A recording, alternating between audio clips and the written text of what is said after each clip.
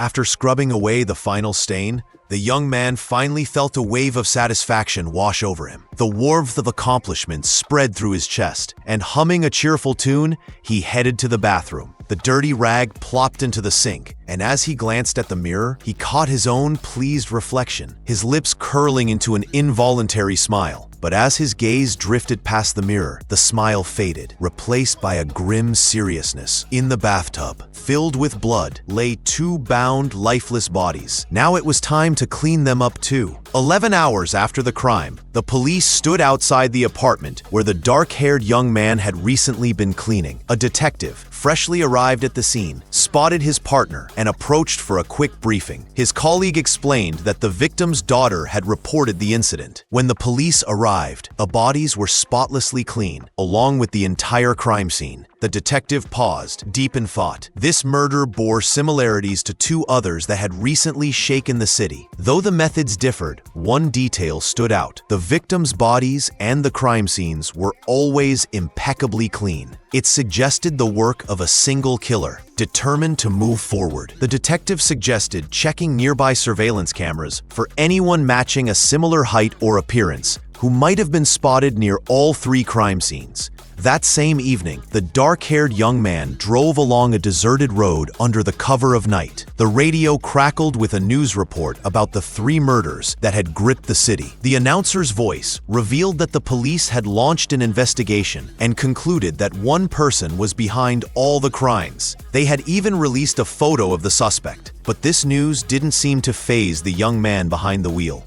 He pulled over to the side of the road, stopping at the edge of a steep cliff. Pulling out a pack of cigarettes, he lit one, taking a deep drag and pausing to stare into the darkness. Then he returned to the car, shifting the gear to neutral. The vehicle rolled forward slowly at first, then picked up speed before crashing into the river, far below with a thunderous splash. A cold, clammy fog enveloped the small village. One glance at the dreary place showed that nothing had changed, except for the sacred tree at the village's entrance, now gone, chopped down. For years, it had supposedly protected the villagers, and its absence amused the dark-haired young man. Lost in thought, he didn't notice a man approaching until a sharp voice demanded his name. Startled, the young man spun around, eyeing the stranger warily. He tried to ask if the man was a local, but the stranger, ignoring the question, grew furious, spitting as he repeated his demand with even greater force. Suddenly, a young woman ran up, grabbing her father, who was still yelling at the stranger to leave. She quickly intervened,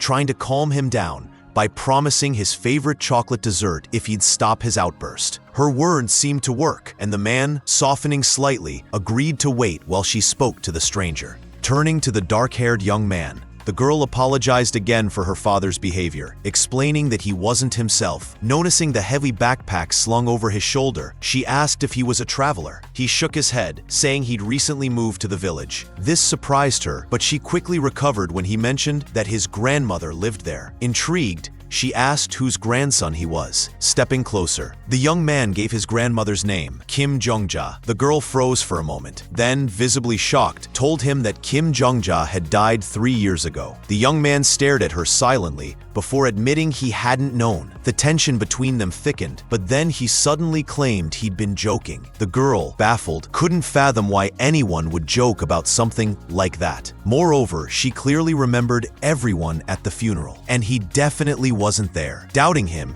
she pressed further, asking if he was truly Kim Jongja's grandson. This irritated him. He insisted he was her grandson and simply hadn't attended the funeral. His tone grew sharp. Why was she interrogating a stranger like this? Hesitant, the girl tried to ask why he'd missed such an important family event. Her words drew a laugh from him. He called her naive, unable to understand that he had his own reasons. If she doubted him, she could ask the village elders. They'd confirm it. Just then, the girl's frantic father caught a snake and, beaming with pride, showed it to her. Distracted, she tried to calm him, asking him to wait a moment. Seizing the opportunity, the young man threw out a final remark, telling her to ask the elders if they were still sane, before turning and walking away. The girl watched silently as his figure faded into the fog. When he reached the house, the young man searched for the spare key his grandmother always hid in a secret spot. His hand nearly grasped it when a long, claw-like finger nudged it closer to his reach. It seemed his grandmother had hidden it in the most inconvenient place possible. Opening the door and flicking on the light, he froze in surprise. If she died 3 years ago, why were the lights on and the water running?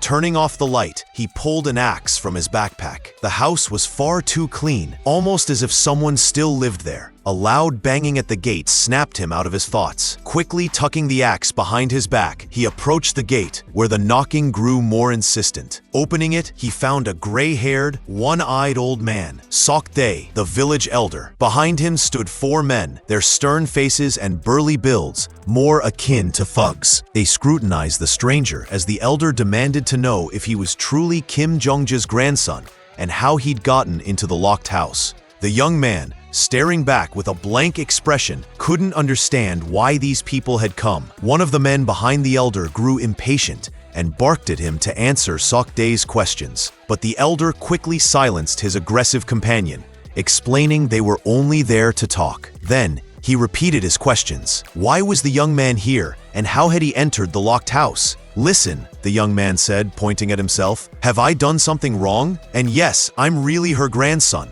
This enraged one of the men, dressed in yellow tracks, who grabbed the stranger by the throat, ready to strike, shouting something about respect for elders. Sokdae tried to calm him, but the young man smirked. In a flash, he broke free from the grip and slammed his head into the man's face. Blood gushed from the man's nose as he crumpled to the ground. "Looks like you've got no manners at all," the young man said, eyeing the others. One of their own was down, yet no one reacted. Was it because of the elder? Sokdae called out to the fallen man, "Hyungsup, you planning to stay down there?" Then the elder stepped closer to the young man, apologized for his companion's recklessness, and peering at him, added, "Up close, I do recognize your face." Turning to his men, Sokdae declared that this was indeed Kim Jong-ja's grandson, and told them to leave. As they walked away, the young man called after the elder, "When I entered the house, it was too clean. Is someone living here?" Sokdae assured him the house was empty. The villagers simply took turns cleaning it, helping one another. With that, the elder walked off, leaving the young man at the threshold, Hyungsup clutching his bloody nose. Ask the elder if he'd really let this arrogant outsider stay in the village. Sokdae, without answering, glanced back at the house and said, "Look at the roof, she's dancing so joyfully."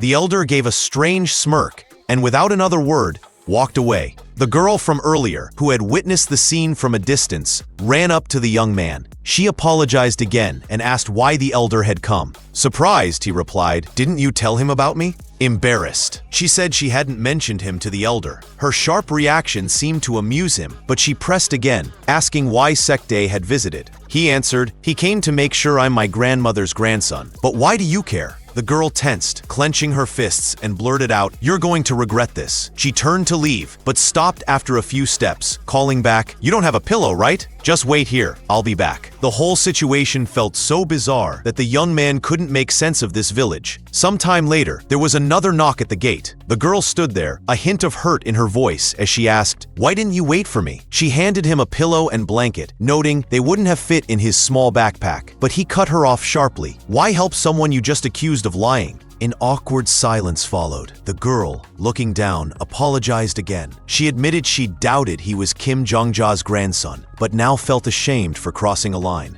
Abruptly, she shoved the pillow into his hands and ran off, without looking back. The young man watched her go with a cold stare, then sat across from the pillow and blanket. His fingers tapped lightly on his knee as he pondered her pointless kindness. It felt suspicious. Grabbing the axe, he tore into the pillow, spilling its contents. Among the feathers, his eyes locked onto something unusual. "Well, what's this?" he muttered, gripping a yellowed slip of paper covered in cryptic characters.